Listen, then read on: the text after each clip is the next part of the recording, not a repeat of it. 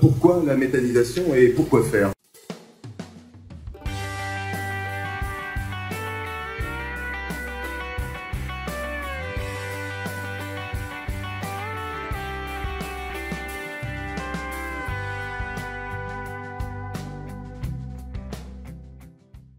Ce sera une activité complémentaire pour nous. On est avant tout agriculteurs, éleveurs laitiers, donc en GAEC, 4 associés depuis 1990, la 3e génération. Notre fils vient de s'installer il y a 1 an et demi. Donc la méthanisation sera la continuité de la transformation. On parle aussi de transformation de produits alimentaires, mais là, ce sera transformation d'effluents d'élevage en gaz. Donc, nous sommes très heureux de participer au développement de la méthanisation de par cette table ronde. Et je vous remercie donc de nous avoir. Nous sommes très heureux de vous accueillir. Le thème, c'est finalement de mettre cette agriculture au profit d'un environnement de plus en plus vertueux. La production laitière, ça remonte aux origines de nos parents. Oui. Le père de mon épouse qui a acquis cette exploitation en 1966.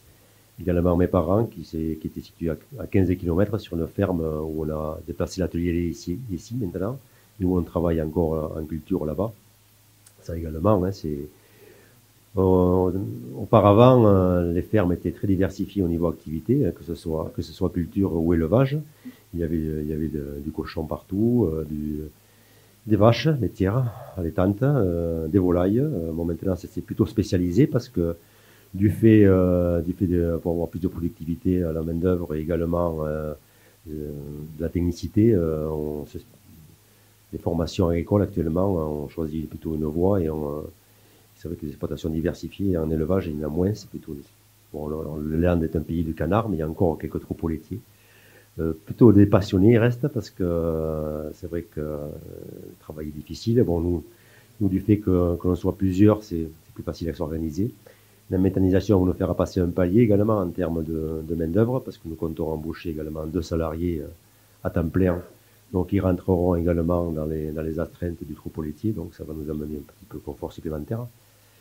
Il est important de gérer également les conditions de travail et la performance, le niveau de vie, quoi. Je vais me tourner vers Basile Faucheux, président d'Agri Demain. Je pense que des agriculteurs ont toujours fait la même chose, répondre aux demandes sociétales. Donc aujourd'hui, la demande est de nourrir les gens, mais aussi de faire plus propre, plus vertueux, plus vert.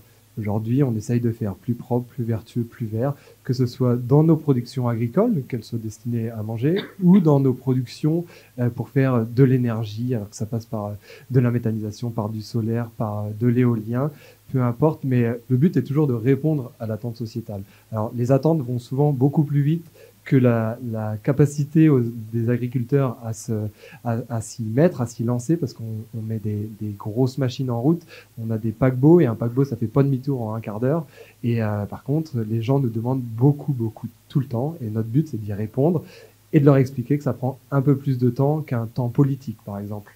Par le temps qui court, on sait que les énergies fossiles sont menées à diminuer du fait des émissions carbone qu'elles procurent. L'énergie par le soleil, c'est une cohérence. Actuellement, on vend cette énergie sur le réseau, on ne l'autoconsomme pas. Donc, notre contrat arrivera à terme encore dans 8 ans, notre premier contrat. Donc là, il se posera la question de faire de l'autoconsommation pour alimenter une unité de méthanisation, également le troupeau laitier. Tout dépendra du ratio économique entre le coût de l'énergie et le coût de revente. C'est certain que ce sera intéressant. Mais le photovoltaïque, nous en sommes au 4e bâtiment ici.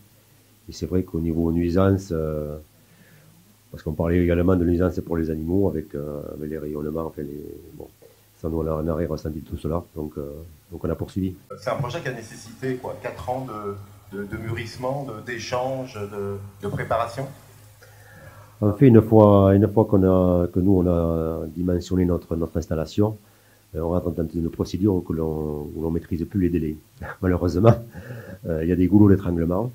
Donc, il y en a eu un ici qui a concerné le permis de construire et le dossier CPE, parce que vous avez remarqué que notre site est bien intégré dans l'élevage. Il est en coin de parcelle, il est pas près des grandes routes, enfin, il est quand même discret. Mais on a eu quand même, on appelle ça un estrabuc chez nous. C'est c'est un petit problème. C'est on avait un chemin rural qui jouxtait cette parcelle qui était en terre cultivée, et donc il a fallu régulariser. Donc déjà ça demande une enquête publique sur la commune, un achat. Donc déjà on prend déjà 6 mois là, 6 mois de délai. Ensuite il y a l'instruction de l'ICPE, où ici dans les Landes ils n'ont pas instruit beaucoup de dossiers méthanisation. Donc ça a pris pas mal de temps, et il n'y a pas également le personnel formé pour. Donc malheureusement, au lieu du délai de 5-6 mois que l'on observe dans d'autres régions, eh bien, ici ça a pris plus d'un an. Et ensuite, je vous passe les détails sur le financement, parce que les banquiers, on n'était pas les premiers dans la méthanisation. Alors nous on leur parlait des méthanisations qui marchent, mais le banquier nous parlait des méthanisations qui ne marchaient pas. Et puis on en avait une ici à 25 km sur Agenmo, où tout le monde y a laissé des billes, comme on dit, où elle a été rachetée. Donc ils ont été réticents. Donc il a fallu amener des garanties, pas mal de garanties, et des grosses discussions à la clé. Et tout ça nous a pris 1 an et demi quand même. Et ça, je m'y attendais pas du tout. Je pensais, parce que nous, que ce soit les financements pour l'exploitation agricole, que ce soit du foncier, du matériel, on n'a jamais eu de problème, parce qu'on a toujours présenté un bilan convenable. Et pour la méthanisation, il fallait être plus que blanc. Et donc on en est rendu à une construction qui a démarré en 2021, après 5 ans.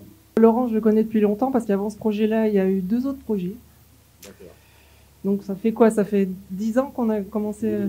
2010. On a commencé à réfléchir sur la méthanisation. On peut dire que Laurent et ses associés ont été un modèle d'endurance. Voilà. On l'entend ici et là.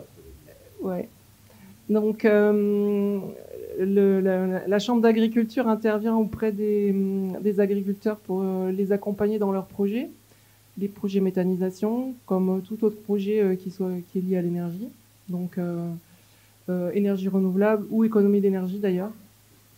Voilà, donc on fait ça dans le cadre d'une convention qu'on a avec le conseil départemental qui permet d'épauler les agriculteurs sur leurs projets. Donc notamment on travaille sur l'accompagnement des projets photovoltaïques et aussi la méthanisation. Alors la méthanisation, c'est dans un cadre un petit peu plus élargi, un cadre qui s'appelle Méthanaction. Donc Méthanaction, c'est un dispositif régional, donc mis en place par la région et l'ADEME, et également GRDF maintenant, qui permet d'aider les agriculteurs dans leurs projets avec une déclinaison à toutes les échelles, donc à l'échelle régionale, à l'échelle départementale et à l'échelle locale. Donc nous, Chambre d'agriculture départementale, on est le relais départemental avec également la Fédération des CUMA. Voilà. Et donc à l'échelle régionale, on a 2 animatrices de la Chambre régionale et de la FR-CUMA. Voilà. Donc l'accompagnement des agriculteurs, il est à la carte, on va dire. C'est-à-dire que on les aide. Enfin, déjà au départ, on fait de l'information avec des journées, des visites, comme on a pu faire le mois dernier, pour sensibiliser les agriculteurs à ces projets de méta et leur donner l'envie d'aller sur ce genre de projet. Nous, on s'adresse surtout aux agriculteurs, hein, pour essayer de développer la méthanisation, parce que comme ça a déjà été dit, c'est une bonne manière de participer à la transition énergétique.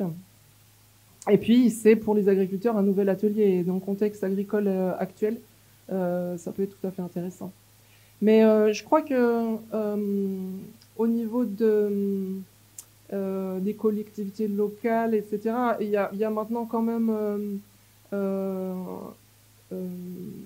un bon consensus, on va dire. Enfin, les collectivités locales, notamment dans le cadre de leur PCAET, les plans climat-énergie territoriaux, sont très intéressés par cette démarche de méthanisation. et donc sont la plupart du temps quand même très favorables. Après, ce dont vous parliez, c'est peut-être des réticences plus locales au niveau de... Voilà. Ouais. Tout à fait. Ça c'est autre chose. Mais je pense que vraiment d'un point de vue de toutes les instances, à tous les niveaux, depuis la région jusqu'au niveau local, globalement, il y a quand même une volonté de développer ces projets de méthanisation. On sent bien dans le contexte actuel que ça va dans le bon sens, quoi. Hein. Côté GRDF, on est convaincu depuis du coup maintenant de nombreuses années que la transition gazière finalement contribuera à la transition énergétique. Que si le gaz fossile est amené à disparaître, le gaz tout court n'est pas amené à disparaître. Et le biométhane, en l'occurrence, produit par nos agriculteurs, produit par le milieu agricole, est une voie de sortie du gaz fossile, est une voie de notre indépendance, est une voie dans la stabilité des prix. Voilà, très clairement, aujourd'hui, les projets comme celui qu'on vient de visiter sont l'avenir du gaz en France. Il faut savoir que monsieur va produire l'équivalent à peu près de 2200 foyers chauffés au gaz. Voilà. Et c'est une production qui est locale, qui crée de l'emploi, qui permet finalement d'éviter 80% du CO2 par rapport à du gaz fossile, et qui permet finalement, au travers du maillage du réseau de distribution de gaz, d'atteindre des communes limitrophes, et y compris l'agglomération de Mont-de-Marsan. Alors nous, je pense qu'on est classé méthanisation agricole à la ferme, parce que c'est méthanisation agricole, c'est 50% au minimum des flux en élevage. C'est le cas. Ensuite, on a un gros partenaire qui est notre usine de légumes de maïs doux, d'haricots verts, est située à 8 km, à Bordère et la Mensan, qui eux également ont été très intéressés par cette unité de méthanisation parce qu'ils essayent d'amener de l'économie locale, de développer l'économie locale, et ça en fait partie, sachant qu'ils avaient des résidus végétaux qui partaient jusqu'en Espagne, et même pour la méthanisation, qui partaient jusqu'en aviron, on s'est rendu compte. Donc ça permet de réduire l'empreinte carbone de transport et également d'amener un développement de l'économie locale. Donc nous, bon, comme dit Florence, il y a un moment qu'on y baigne dedans maintenant, malheureusement. Bon, on arrive au bout.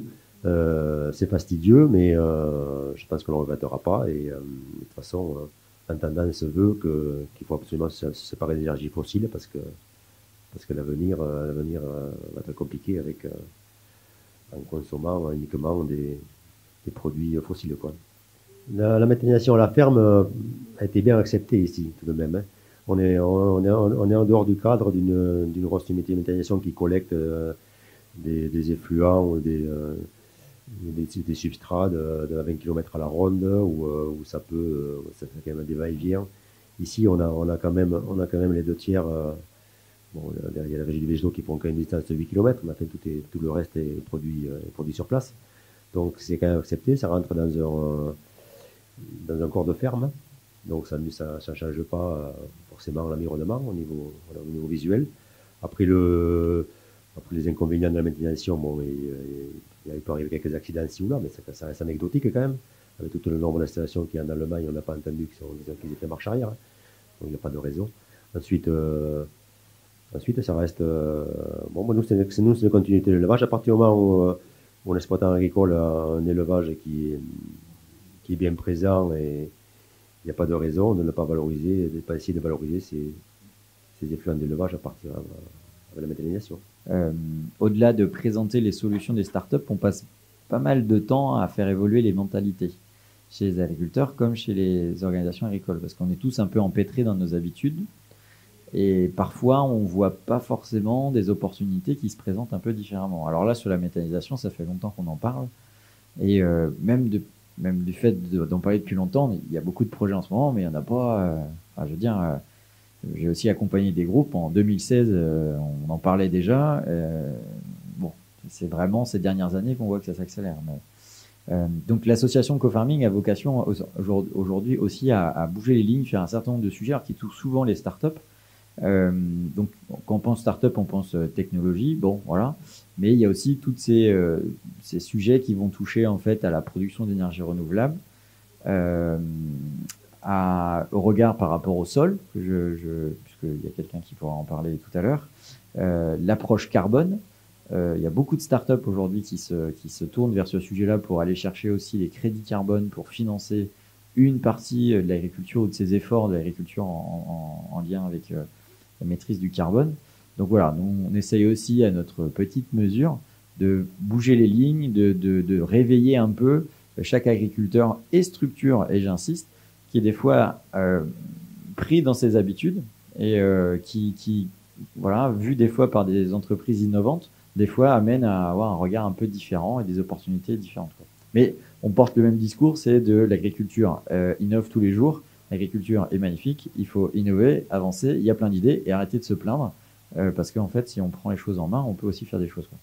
Comment, au sein de JRDF, vous arrivez à mutualiser tous ces retours de compétences, toutes ces valorisations? Il y a plusieurs échelons à ça, c'est-à-dire que il va y avoir finalement toute la culturation effectivement autour du monde agricole pour donner envie de se lancer, pour donner envie, pour assurer aussi sur ces projets, sur ce qu'ils apportent à l'agriculture, mais aussi en termes agronomiques.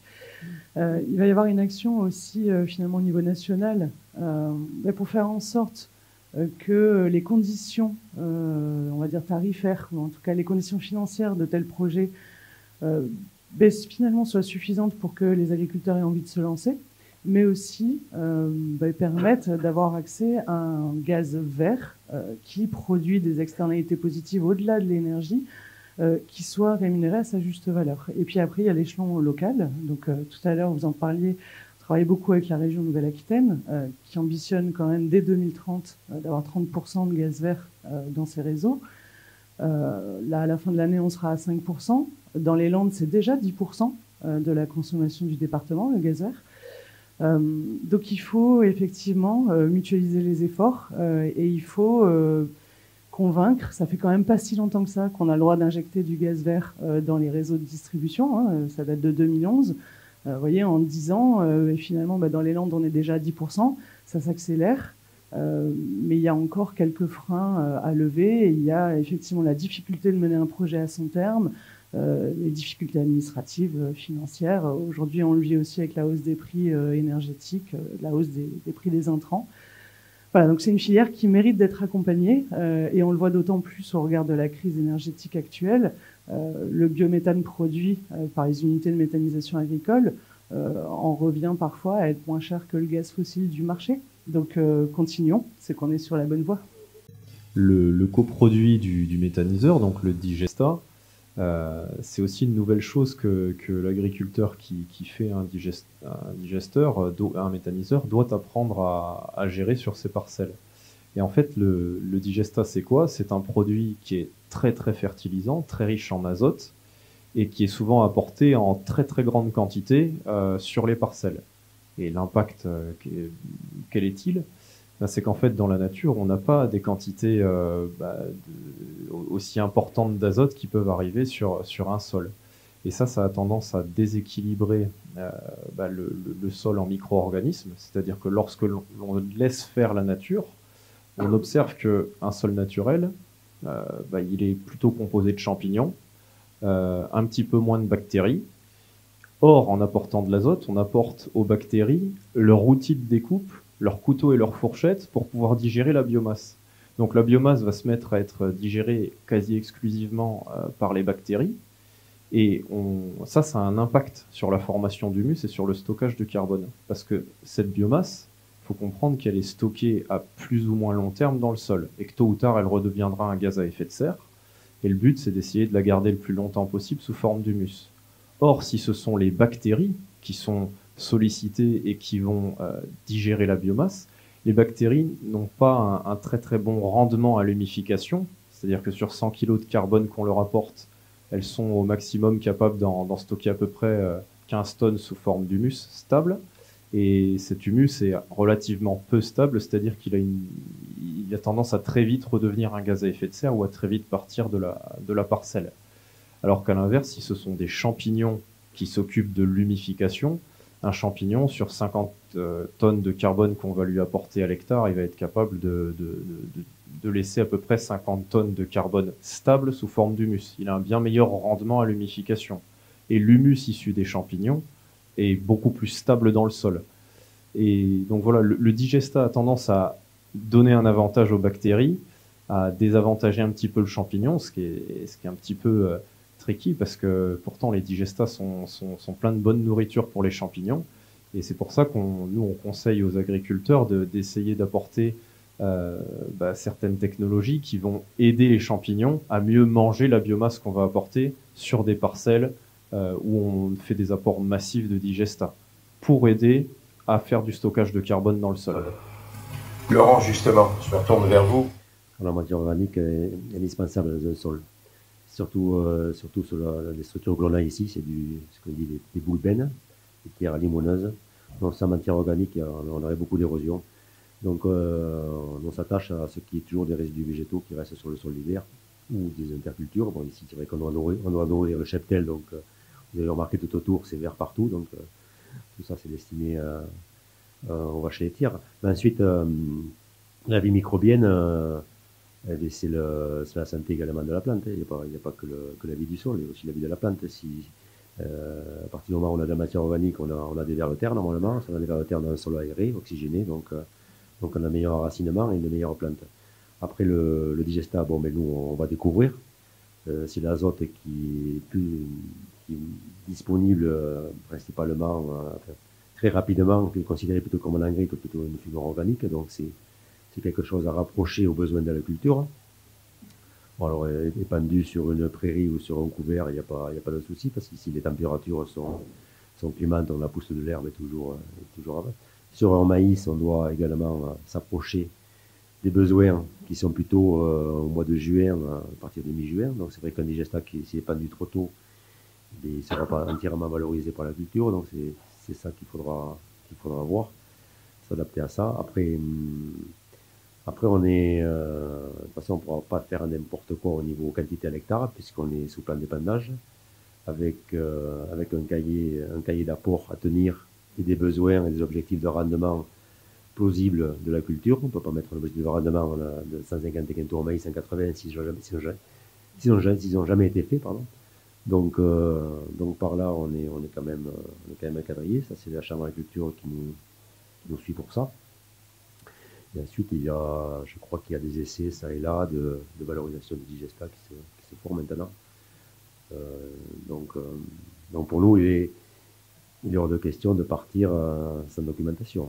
On doit communiquer, on était agriculteur, on devient agriculteur communicant, voilà, et c'est une casquette supplémentaire à toutes les autres à empiler sur la tête d'un agriculteur, qu'il soit mécanicien ou agronome. Voilà, c'est une casquette supplémentaire de communiquer, et aujourd'hui on le voit dans des structures qui ont les mêmes chiffres d'affaires que les nôtres, hein, qui ont un budget comme nous on ne l'a pas.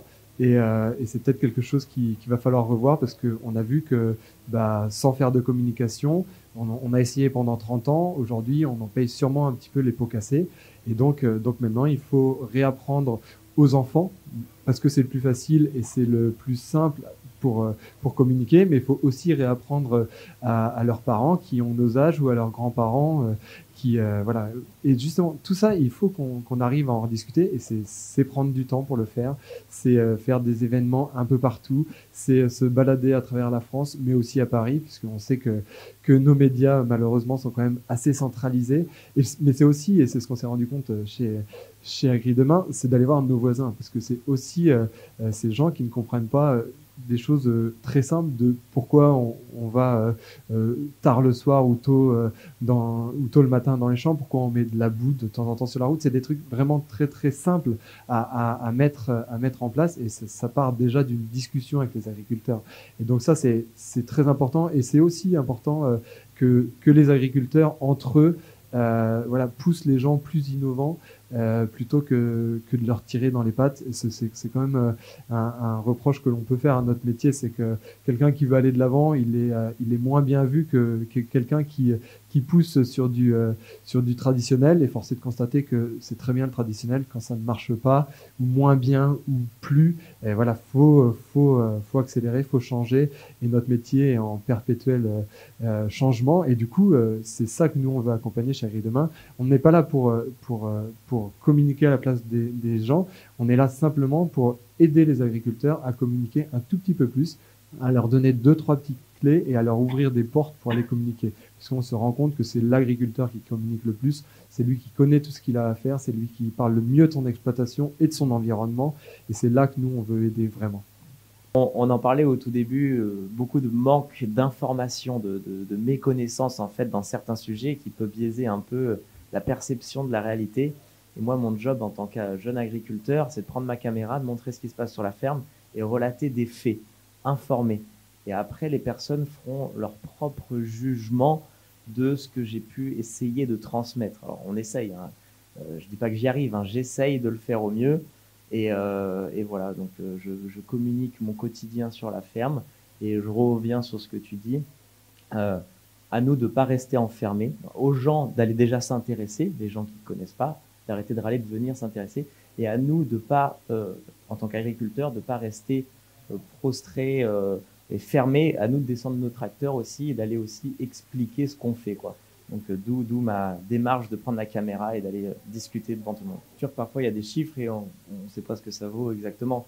C'est pour ça parfois c'est intelligent, j'en sais rien, mais de mettre en place des analogies, de comparer avec des choses qui nous sont plus familiers. Et bon, j'ai pas de comparaison, peut-être qu'il y en a ici qui seront plus aptes à faire une comparaison, une analogie avec... Quelqu'un a une analogie, non? Personne? Je pense qu'aussi on a le devoir en tant qu'agriculteur de le faire. Il y a un grand enjeu sur le produire de l'énergie. Voilà, si on peut aller chercher l'autonomie, bon, ça serait génial. Mais on doit le faire et on a une obligation en tant qu'agriculteur en le faisant bien. Alors on va se dire, quand on parle entre agriculteurs et entre nous, on travaille tous bien.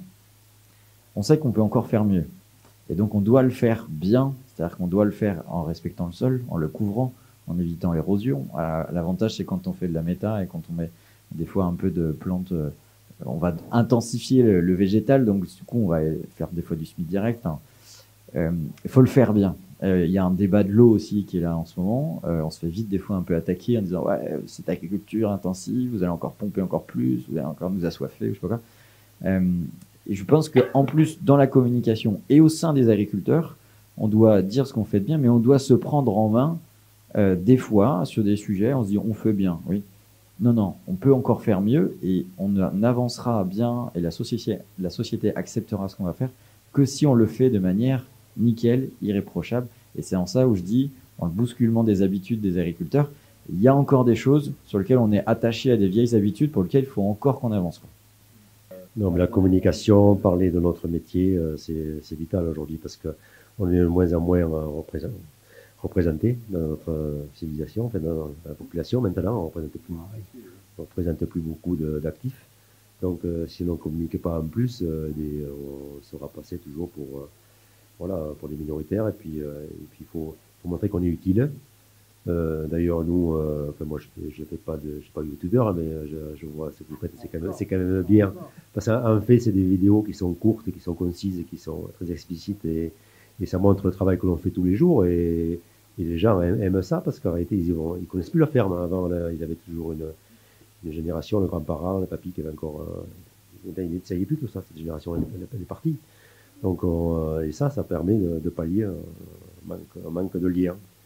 Ensuite on a collé l'autocollant derrière la récolte nourrit les hommes parce que quand on est sur la route ils n'aiment pas de suivre derrière un tracteur remorque, donc ils ont ce logo à l'arrière de la remorque en disant qu'on leur pour leur assiette, quoi. C'est tout simple. Bon, là, ça ne mange pas de pain, comme on dit. Voilà. Oui, je voulais juste dire, les agriculteurs sont des gens qui ont les pieds bien ancrés au sol. Et avant de changer quelque chose, ils vont bien réfléchir. Donc, c'est pas forcément évident d'enclencher la machine. Et pour donner juste quelques chiffres, là, on a dans les Landes, pour le moment, on a 8 installations de méthanisation. Nouvelle-Aquitaine, c'est à peu près 120. En France, un peu plus d'un millier. 8 dans les Landes, dont 2 installations industrielles. En fait, des vraies installations de méthanisation à la ferme, on en a très très peu. Et en Sud-Adour, là où il y a la majeure partie des agriculteurs et des élevages, et ben on en a une et bientôt une deuxième qui va rentrer en fonctionnement. Donc les agriculteurs, pour partir sur un nouveau projet, ils ont besoin de voir, ils ont besoin de se rendre compte d'un modèle. Bon, voilà. Donc pour le moment, c'est pour ça que la machine, elle est quand même longue à enclencher. Et là, on l'a vu, on a donc une installation en cogénération qui fonctionne, une installation sur une exploitation, donc un méthaniseur à la ferme qui fonctionne depuis 2 ans maintenant. Bon, avec le Covid et tout ça, c'était compliqué de communiquer. Donc on a fait une visite chez donc Métapéroulette il y a un mois. On a eu 85 personnes. Donc les gens sont venus voir ce que c'était que cette méthanisation dont on parle depuis quand même un bout de temps, mais qui finalement en peine à se développer. Et ça, c'est hyper important, la communication des agriculteurs vers les agriculteurs. Nous, quand on fait, nous, conseillers structures, quand on fait des réunions, on n'aura jamais autant de monde et autant d'impact qu'un agriculteur qui parle de son expérience, de son vécu, etc. Et puis même quand on conseille les agriculteurs, bon, on fait débuter les projets, on les aide à démarrer leurs projets, on les aide à réfléchir au départ et tout ça. Mais au bout d'un certain temps, les agriculteurs qui portent les projets, c'est eux les plus compétents, c'est une évidence, quoi. Laurent, depuis le temps qu'il est sur son projet, maintenant, voilà, c'est lui qui peut apprendre aux autres. Voilà. Alors justement, apprendre aux autres, je me retourne vers vous, Séverine Elliott. On est à quelques semaines. Oui, alors la mise en service, la première injection, c'est un moment fort dans le projet de méthanisation. C'est que le début d'une aventure qui va durer longtemps, 15, 20, 30 ans, voilà. Et alors, finalement, il y a autant de manières de communiquer sur ces événements qu'il y a de méthaniseurs et qu'il y a surtout de porteurs de projets. GRDF se substitue pas au producteur. C'est lui qui met en route son installation. Nous, on réceptionne son gaz et puis on le distribue. Voilà. Donc, on est en accompagnement sur ce type d'événements, sur des inaugurations, sur des portes ouvertes, sur des communiqués de presse, sur des prises de parole, un peu comme aujourd'hui. Mais c'est vraiment à la carte. Il n'y a pas un kit tout fait de communication. En revanche, effectivement, vous avez raison, on fait beaucoup de travail auprès des scolaires. Alors, on va dire les scolaires, les petits, les petits avec des maquettes, avec des jeux autour du biométhane pour expliquer ce qu'est la méthanisation. On fait aussi des interventions dans les lycées agricoles. Et là, on organise des jeux concours. Voilà, on appelle ça le hackaméta, donc le hackathon de la méthanisation. Et puis après, sur nos véhicules que vous voyez passer, on communique sur effectivement le biométhane, le pourcentage de gaz vert dans les tuyaux sur le secteur où circulent les véhicules d'intervention GRDF. Voilà, on essaye de faire un maximum de pédagogie. On fait des publicités. Vous avez peut-être déjà vu l'image du coq, voilà, qui est bleu, blanc, rouge et vert, voilà, comme le gaz produit par nos agriculteurs. Voilà, donc on essaye d'accompagner en tout cas la filière pour valoriser leur réalisation et pour démystifier effectivement la méthanisation pour qu'elle soit accessible au plus grand nombre et dès le plus jeune âge. De motiver en premier et faire ce qu'on est là autour. On l'a déjà dit, communiquer, discuter, se mettre autour d'une table, relater les faits. Je me répète de toute façon, mais c'est comme ça qu'on avance, quoi. C'est tous ensemble et pas chacun de notre côté. Je rabâche. Je pense que l'acceptation passera aussi avec une vraie responsabilisation des agriculteurs à faire bien en fait. Voilà. On dit tous qu'on fait bien, mais on peut faire encore mieux et c'est vrai. Et le deuxième sujet, chose que je trouve qu'on n'en parle pas vraiment, je me dis que c'est peut-être un levier, je sais pas. C'est aussi l'ouverture au capital sur les territoires et que ça soit des projets de territoire, que ça devienne des projets de territoire et peut-être pas que des projets d'acteurs bien ancrés, mais que le territoire, alors des citoyens, mais peut-être des industries à côté, enfin qu'il y ait un raisonnement territorial pour être fier de son territoire et du coup, quelque part, être un peu tous engagés et donc un peu moins critiquer le truc. Au-delà du territoire, ça rentre aussi dans la même chose, on s'engage au niveau agricole, s'engager, alors bien évidemment au niveau associatif, mais aussi s'engager ou au moins aller discuter avec les personnes qui décident et qui ont de l'influence sur nos territoires. Donc c'est tous nos hommes politiques qu'il faut aller voir, qu'il faut démarcher, à qui il faut expliquer pour que eux ensuite puissent plus haut aller réexpliquer et faire comprendre, parce que on se rend bien compte que au-delà de la compréhension du citoyen. Il y a aussi la mécompréhension au niveau national qui met des bâtons à toutes les étapes. Et on l'a vu ici, mais dans tous les nouveaux projets, il y a des bâtons dans les roues parce qu'on ne connaît pas et parce qu'on a peur. Donc, toujours expliquer, que ce soit au niveau local, au niveau national et aussi au niveau politique. Alors moi, je ne vais pas parler de l'engagement à accompagner agronomiquement les agriculteurs parce que ça coule de source. Mais moi, c'est plutôt essayer de travailler. Enfin, j'aimerais qu'on s'engage plus sur essayer de trouver des projets pour faire valoir tous les services qu'un agriculteur doté d'un méthaniseur commence à rendre à la société parce qu'ils commencent à être nombreux et les gens, il n'y a pas un merci, rien. C'est-à-dire que l'agriculteur, il produit quand même à manger. Avec un méthaniseur, il peut produire de l'énergie. Pour alimenter un méthaniseur, il apporte un gros service en termes de biodiversité parce qu'on peut être amené à semer des nouvelles espèces, des nouvelles variétés qui vont faire du nectar, qu'on serait pas amené à semer autrement. On amène une sécurité vis-à-vis de l'eau parce que cultiver en permanence, avoir en permanence des parcelles vertes, c'est cultiver la pluie. La pluie est attirée par la végétation verte. C'est également absorber l'eau si jamais elle se trouve en excès dans le territoire. C'est tout un tas de. C'est aussi des créations d'emplois. Autour d'un agriculteur, en particulier avec un projet de méthanisation, il y a quand même un paquet de services sociaux, environnementaux et économiques qui sont portés. Et je pense que les agriculteurs, il n'y a pas qu'un merci qu'il faudrait leur apporter, il faudrait le faire valoir en valorisation et au niveau des filières également. Et je vais rejoindre un peu les deux derniers commentaires. C'est oui, il faut lever les verrous. On voit bien que même au-delà de lever les verrous, il faut accélérer. On est en plein débat sur la loi d'accélération des ENR.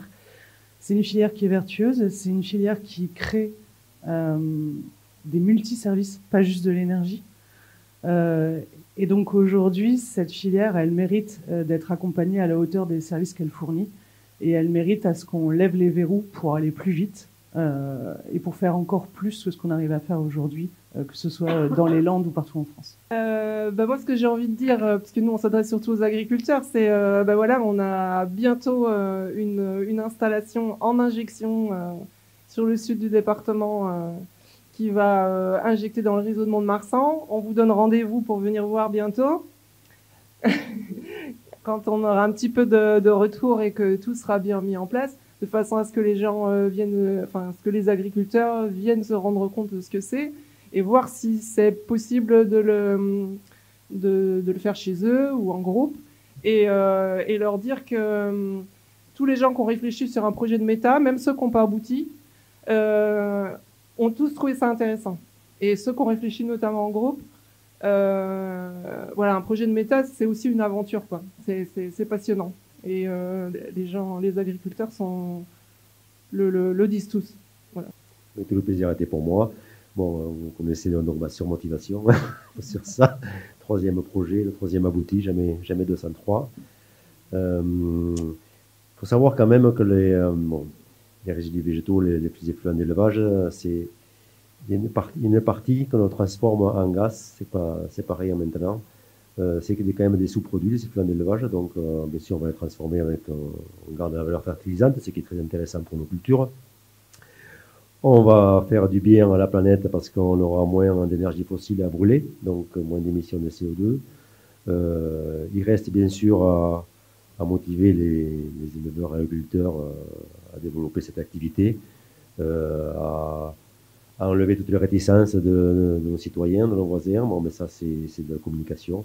Mais il n'y a aucune raison qu'en France, on n'avance pas comme dans les autres pays.